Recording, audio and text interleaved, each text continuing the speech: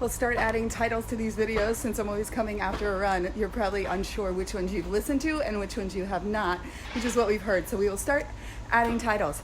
Today's topic and what I want to share for all my entrepreneurs, all those looking to find what your soul's purpose is, what is your next step? Really ask yourself if who you're comparing yourself to has it all figured out, right? Is their way your way? Is their way the right way for you? Instead of getting bogged down by following a path and a system that doesn't feel true for you, that causes you to get adrenal fatigue, where you're working all hours, where you feel extra stressed, where you're not in the joy of what you're creating, no matter how much money you're making, the money will soon reflect what your internal experience is, regardless of different varying levels of success. I know because I did that. I had mentors that were not aligned. I made a lot of money, but I was not happy. I was not happy and I was not aligned with my truth. And I was trying to mold myself to do things the way other people had done them. But the only thing that makes other people successful is they created their own way.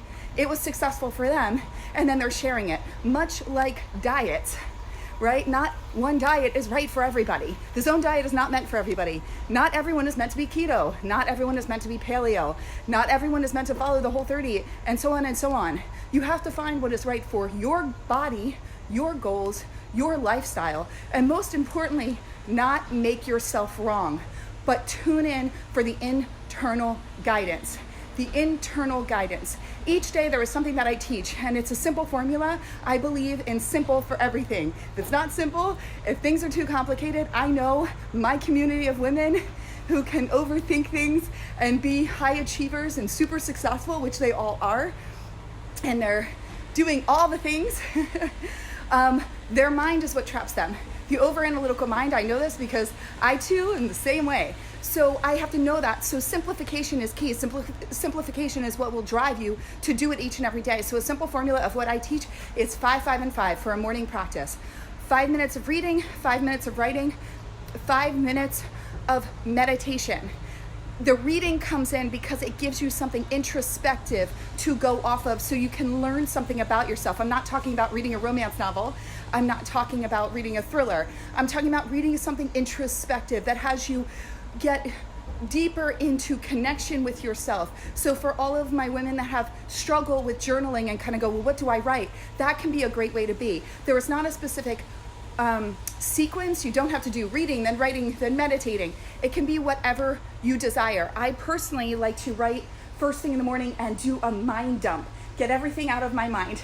I write gratitudes and desires. I do 10 gratitudes and 10 desires as a part of my journaling practice. My desires are in the I am, I have, as it's already happened. My gratitudes bring me into that space of appreciation. It also aligns me with the divine feminine frequency, right? To get into that flow, to connect with higher consciousness, right?